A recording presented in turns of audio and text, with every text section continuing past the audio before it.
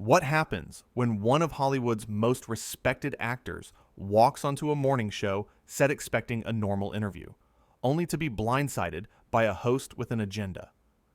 In just 41 seconds, George Stephanopoulos went from cordial greeting to career-defining meltdown, and Samuel L. Jackson made sure everyone watching knew exactly who was in the wrong. The morning started like any other at the Good Morning America studio. The lights were bright, the cameras were rolling, and the panel was ready. George Stephanopoulos sat in his usual anchor chair, flanked by Robin Roberts and Michael Strawn. The energy in the room felt standard, professional. Samuel L. Jackson walked onto the set to promote his latest film, and the audience applauded warmly. He shook hands with the panel, smiled at the crew, and settled into the guest chair. George started with the basics. Samuel, great to have you here. Your new movie is getting incredible buzz. Tell us about it. Samuel leaned forward, clearly passionate about his work. Thank you for having me. This film means a lot to me. It's a story about redemption, about second chances. We shot it over 4 months, worked with an amazing cast and crew. The director really gave us the freedom to explore these characters deeply. Robin Roberts jumped in with genuine interest. The early reviews are calling your performance one of your best. How did you prepare for such an emotionally complex role? I spent time really understanding where this character comes from, Samuel explained. His pain, his struggles. I wanted to make sure I honored that journey authentically. It's not just about showing up and saying lines. You have to live in that space. Michael Strawn nodded appreciatively. That dedication shows. I caught a screening last week, and I was blown away. The conversation flowed naturally for the first few minutes. Samuel discussed his process, shared some behind-the-scenes stories, and connected with Robin and Michael in a way that felt genuine. The audience was engaged, laughing at the right moments, leaning in during the more serious parts. Everything seemed perfectly normal. Then George shifted in his seat. His tone changed. Samuel, I want to ask you about something else. There's been some talk about your political views lately. Samuel's expression became guarded. I'm here to talk about the film, George. But don't you think audiences deserve to know where you stand on certain issues? George pressed, his voice taking on an edge. You have a platform. You have influence. Robin Roberts interjected quickly, sensing the tension building. George, maybe we should stay focused on the movie. George ignored her completely. He locked eyes with Samuel, and something in his demeanor shifted from professional journalist to something far more aggressive. I think it's fair to ask. You've been vocal about things in the past. Why not now? Samuel remained calm, but firm. Because I'm here. To discuss my work. Not to be interrogated about my personal beliefs on a morning entertainment show. Interrogated? George's voice rose slightly. I'm asking legitimate questions. Unless you have something to hide? The studio went quiet. You could feel the entire crew holding their breath. Michael Strawn shifted uncomfortably in his chair, glancing between George and Samuel. Robin Roberts put her hand on George's arm, a clear signal to back off. George, come on, Michael said carefully. Let's not do this. But George pulled his arm away from Robin, his face flushing red. No, I think we need to address this. Samuel comes on our show, promotes his movie, takes advantage of our platform, and he won't even engage in a real conversation? Samuel's jaw tightened. His voice stayed level, but the intensity behind it was unmistakable. Takes advantage. I was invited here. You asked me to come talk about my film. That's what I'm doing. And I'm trying to have a real discussion, George shot back. But you're dodging. You're hiding behind this movie. Robin Roberts spoke up again, more forcefully this time. George, this isn't appropriate. George spun toward her. Stay out of this, Robin. This is my interview. The shock on Robin's face was visible. Michael Strawn's eyes widened. Even the camera operators seemed to freeze. George had just snapped at his co-host, live on air, in front of millions of viewers. Samuel stood up slowly. I think we're done here. Sit down, George commanded, pointing at the chair.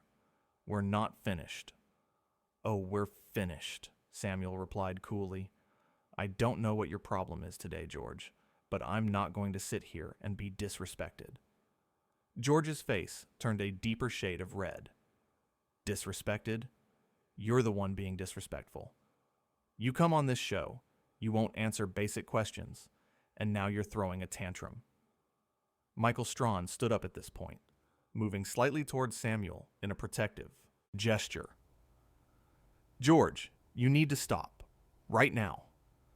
Don't tell me what to do, George snapped at Michael. I run this desk. Robin Roberts looked directly into the camera, clearly trying to salvage the situation.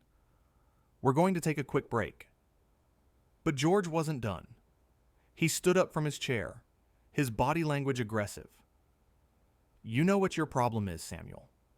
You people in Hollywood think you're above everyone else. You think you can just show up, say whatever you want, and we're supposed to bow down and thank you for gracing us with your presence. The words hung in the air like poison. Samuel stopped moving. He turned back slowly, his expression a mixture of disbelief and controlled anger. Excuse me? Samuel's voice was quiet, but it carried weight. You people? What exactly do you mean by that, George?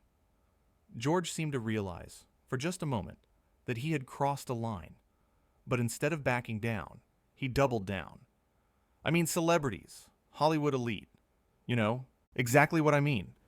No, I don't think I do, Samuel said, taking a step closer. Why don't you explain it to everyone watching? Robin Roberts had her hand over her mouth. Michael Strawn looked like he wanted to physically remove George from the set. The producers were frantically trying to cut to commercial, but the live feed was still rolling. George's voice became shrill. You're twisting my words. This is typical. You come on here, you refuse to be honest, and then when someone calls you out, you play the victim. I'm playing the victim? Samuel laughed, but there was no humor in it. George, I walked in here in good faith. I came to talk about a film I'm proud of, and you decided, for whatever reason, to turn this into some kind of ambush. And now you're making comments about me and people like me? On live television? I didn't say anything wrong, George protested, but his voice wavered. You're being oversensitive. Samuel shook his head slowly. Oversensitive. Right. Tell me something, George. Did you prepare these questions ahead of time? Did you plan to come at me like this? Or did you just wake up this morning and decide to show the world who you really are?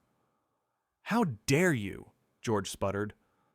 I've been a journalist for over 20 years. I've interviewed presidents, world leaders, and I'm not going to be lectured by an actor. Just an actor, Samuel repeated. That's what you think of me. That's what you think of my work, my craft, my life. Just an actor, not worth your respect, not worth common courtesy. Robin Roberts finally stood up, her voice firm. This interview is over. Samuel, I am so sorry. This is not who we are. George whirled on her again. Robin, sit down. I'm handling this. You're not handling anything, Michael Strawn said, his voice hard. You're embarrassing yourself, and you're embarrassing this show. Oh, so now you're ganging up on me? George's voice reached a fever pitch. Of course you would. Of course, you'd take his side. The implications of that statement were not lost on anyone. Robin Roberts looked horrified. Michael Strawn's face hardened. Samuel just stared at George with something close to pity. You know what, George? Samuel said quietly. I actually feel sorry for you. Whatever you're going through, whatever made you think this was okay, I hope you figure it out. But I'm not going to stand here and be your punching bag.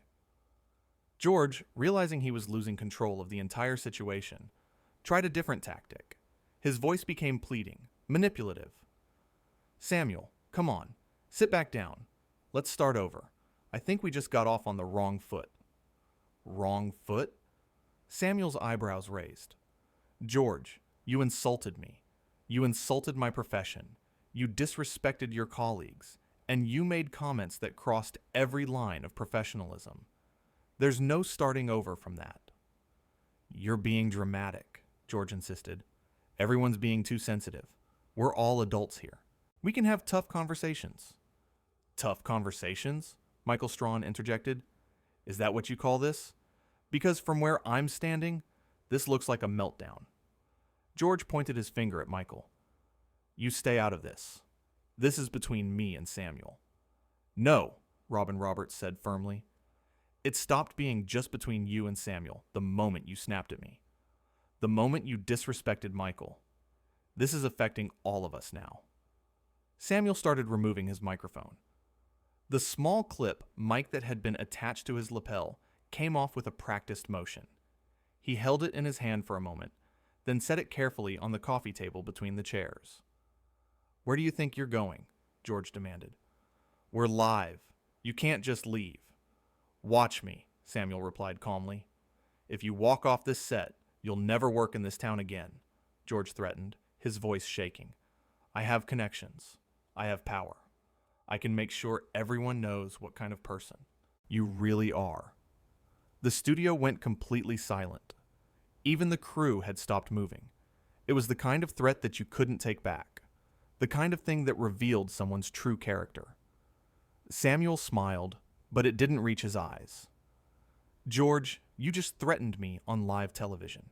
You do realize that, right? Millions of people just heard you say that. George's face went pale. The reality of what he had just done seemed to finally penetrate his anger. His mouth opened and closed, but no words came out.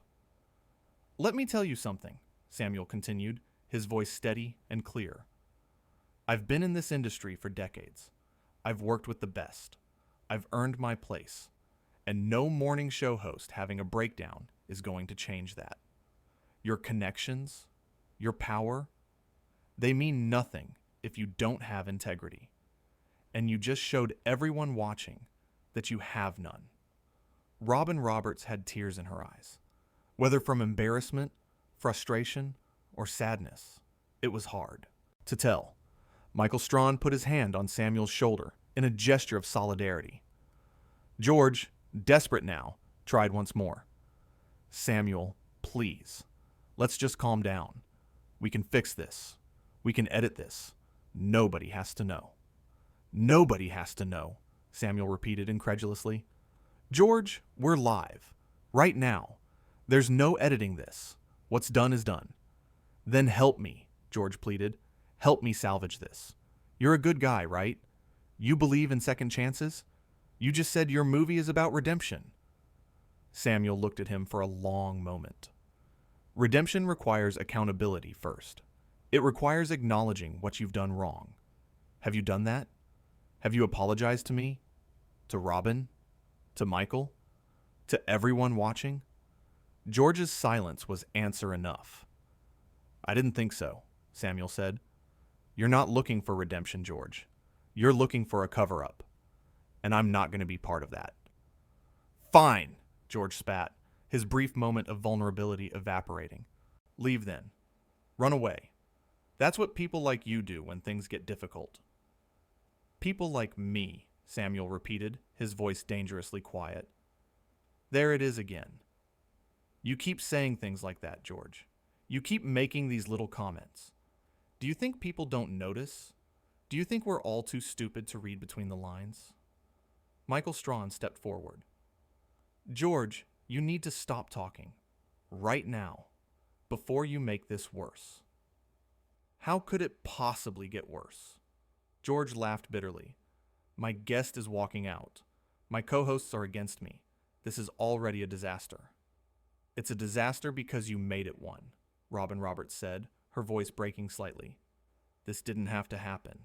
Samuel came here in good faith. He was kind. He was professional. And you attacked him for no reason. I had reasons, George muttered. What reasons? Samuel demanded. Tell me. Tell everyone. What did I do to deserve this? George couldn't answer. He looked around the studio, at the cameras still rolling, at his colleagues looking at him with disappointment and anger, at Samuel standing there with dignity despite everything. The weight of what he had done seemed to finally settle on his shoulders. But instead of apologizing, instead of taking responsibility, George did what weak people do when cornered. He lashed out one more time. "You want to know why?" George's voice was venomous. "Because I'm tired of people like you coming on here and acting like you're better than us. Like you're doing us a favor. You're just an actor, Samuel.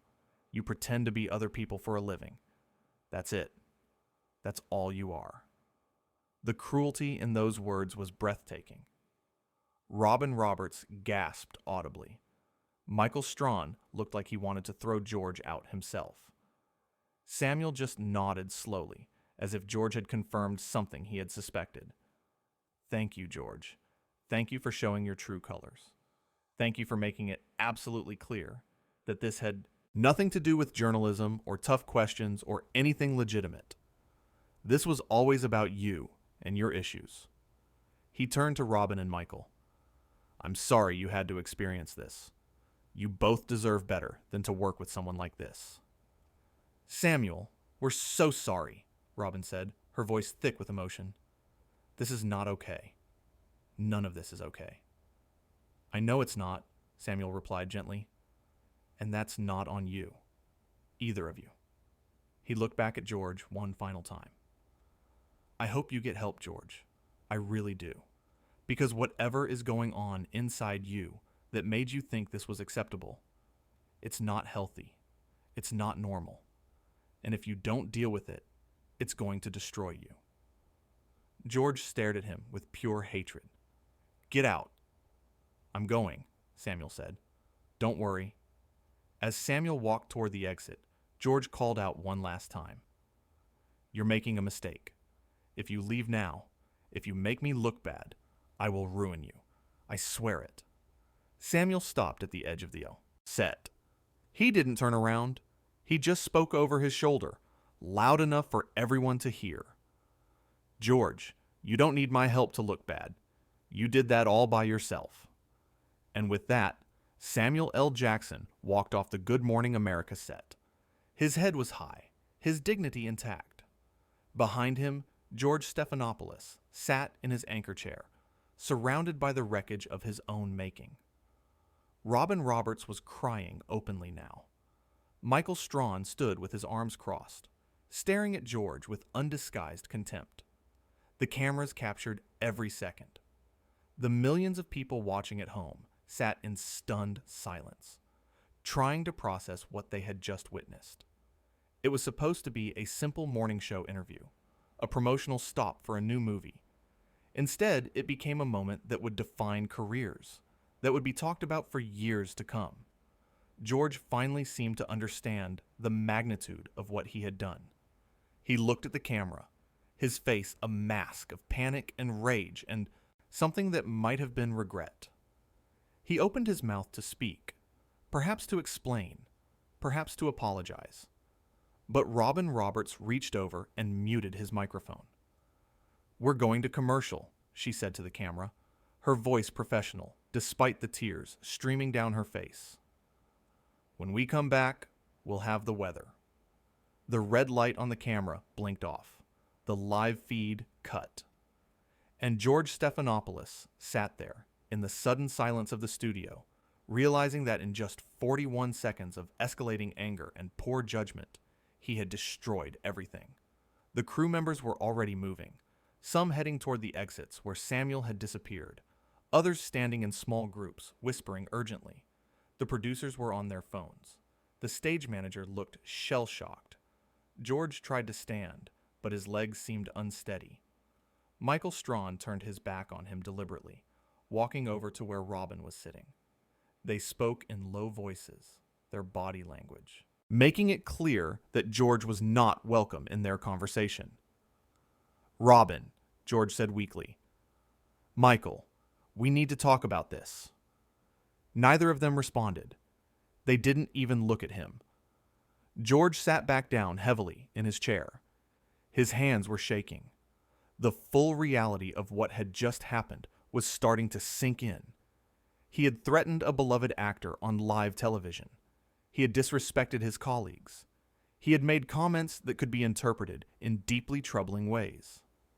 He had shown the world a side of himself that most people keep hidden, and there was no taking it back, no editing it out, no pretending it didn't happen. 41 seconds had unraveled years of carefully constructed reputation and credibility. A production assistant approached cautiously. "Mr. Stephanopoulos, the executive producer, needs to see you in her office." George nodded numbly. He stood up slowly, removed his own microphone with fumbling fingers, and walked toward the exit. As he passed by Robin and Michael, he tried once more. "I'm sorry," he whispered. Robin looked up at him, her eyes red from crying. "Sorry doesn't fix this, George. Sorry doesn't undo what you said. What you did." "I know," George said. I don't know what happened." "Yes, you do," Michael interrupted coldly. "You know exactly why. You just don't want to admit it." George had no response to that. He walked away, his footsteps echoing in the now quiet studio. Behind him, the set where he had presided for so many years stood empty. The chairs where guests had sat, where conversations had flowed, all of it now tainted by what had just occurred. In the hallway, crew members avoided his gaze. People he had worked with for years suddenly found reasons to be looking at their phones or talking to someone else. The isolation was immediate and complete. Samuel Jackson, meanwhile, was in his dressing room gathering his belongings. His publicist was already on the phone, fielding calls from media outlets. His agent was furious, not at Samuel, but at the situation. A knock on the door made Samuel look up. It was Robin Roberts. "Can I come in?" she asked softly. "Of course," Samuel said. Robin stepped inside and closed the door behind her. For a moment, she just stood there, trying to find the right words. "I am so deeply sorry," she finally said. What George did was inexcusable. The things he said, the way he treated you. I'm horrified and ashamed that it happened on our show. Samuel set down the jacket he had been folding. "Robin, you have nothing to apologize for. You tried to stop it. You and Michael both." "But we work with him," Robin said, her voice breaking again. "We share that desk with him. And if we didn't see this coming, what does that say about us?" "It says you're human," Samuel replied gently. "It says you gave someone the benefit of the doubt. That's not a failing, Robin. That's decency." "He threatened you," Robin whispered. "On live television. He said those things about you, about people like you, and I keep thinking about all the times I might have missed smaller signs." Samuel nodded. "I understand. And maybe there were signs. But what matters is what happens now. What you do with this information." "I can't work with him anymore," Robin said firmly. "I know that. Michael knows that. Whatever happens next, we cannot go back to that desk and pretend everything is normal." "Then don't," Samuel said simply. "Stand up for what's right. You already did that today, even though it was hard." Robin wiped her eyes. "You're handling this with so much grace. I don't know if I could do that." "I've had a lot of practice, unfortunately," Samuel said with a sad smile. "This isn't the first time someone has shown their true colors in front of me. Probably won't be the last. But I've learned that maintaining my dignity, staying true to who I am, that's the only thing I can control." Another knock on the door interrupted. Them. Michael Strawn poked his head in. "Is it okay if I join?" he asked. "Please," Samuel said. Michael came in, his expression serious.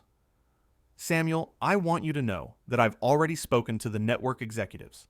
What George did was completely out of line, and there will be consequences."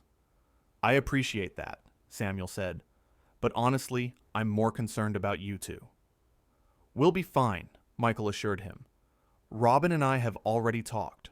We're united on this. We will not let what George did be swept under the rug. The network is going to want to control the narrative, Robin added, but we're not going to let them sacrifice what's right for what's convenient. Samuel looked at both of them with genuine respect. You're good people. Don't let this change that. We won't, Michael promised, but we also won't be silent. What happened today needs to be acknowledged. The three of them stood there in the small dressing room, united by an experience none of them had wanted. Outside, the machinery of television continued to turn. Commercials played. Other segments were filmed. The show went on. But nothing would ever be quite the same. The moment when George Stephanopoulos revealed who he really was, when his mask slipped and his true nature emerged, that moment was now part of history. Recorded, witnessed, undeniable. Samuel finished packing his things. He gave Robin and Michael each a warm hug, thanked them again for their support. As he walked down the hallway toward the exit, staff members approached him one by one. Some apologized. Some thanked him for his professionalism. Some just wanted to shake his hand. It was a stark contrast to the treatment George was receiving in other parts of the building. Isolated, avoided, facing the consequences of 41 seconds. When Samuel finally stepped outside into the morning sun, his phone was already buzzing with messages of support. Colleagues from the industry, friends, fans who had watched the interview live. The response was overwhelming. But Samuel didn't feel victorious. He didn't feel vindicated. He felt tired. Tired of having to maintain composure in the face of disrespect. Tired of being the bigger person. Tired of dealing with people who saw him as less than. Still, he held his head high. Because that's what he always did. Because giving in to the anger, letting it consume him the way it had consumed George, that wasn't who he was. Back in the studio, the show continued. Robin and Michael handled the remaining segments with professionalism, though the tension was palpable. Viewers who had witnessed the confrontation were flooding social media with reactions. The damage was done, the words were spoken, and the whole world had watched it happen. George tried to regain control. Samuel, you're being unreasonable. All I did was ask questions. Journalists ask questions, Samuel responded. They don't attack their guests. What you did had nothing to do with journalism. Michael moved between them. George, this is over. Samuel is leaving. This is going to be a disaster, George said, and you're just letting him walk out? The disaster already happened, Robin said quietly. When you disrespected our guest. George turned on her. You don't understand the pressure. Every day, I have to be perfect. We all face the same pressures, Michael replied, but we don't take it out on our guests. Samuel watched with sadness. George's behavior wasn't about him. It was about something broken inside the host. George, Samuel said softer, I can see you're struggling, but that's not an excuse. Don't psychoanalyze me, George snapped. That person I saw today needs help, Samuel replied. Robin took advantage of the silence. We're going to commercial. When we come back, George will not be at the desk. You can't remove me from my own show, George protested. Watch us, Michael said, and Samuel left. Not in anger, but with quiet dignity. The production crew moved quickly. Producers swarmed. Executives were called, but there was no managing this crisis. The interview had been live. Millions had witnessed it. George was escorted to a private office. The walk was a gauntlet of stares and whispers. Facing network executives, George tried to explain. It wasn't supposed to go like that. I snapped. You threatened him on live television, one executive said flatly. I was angry, George protested. That doesn't matter. What matters is that you said it. Meanwhile, Samuel was in a car heading away. His publicist handled media inquiries. I just want to move on, Samuel told them. I walked away with my dignity. Back at the studio, Robin and Michael finished the show. They addressed the incident briefly. When cameras stopped, Robin collapsed in her chair. I can't believe that happened. Michael sat beside her. We did the right thing. He was our colleague, Robin said. Our friend, I thought. Now, we know who he really is, Michael finished. They had worked alongside George for years. In 41 seconds, that had been shattered. Samuel was processing the experience, adding this to moments when he had been forced to defend his right to respect.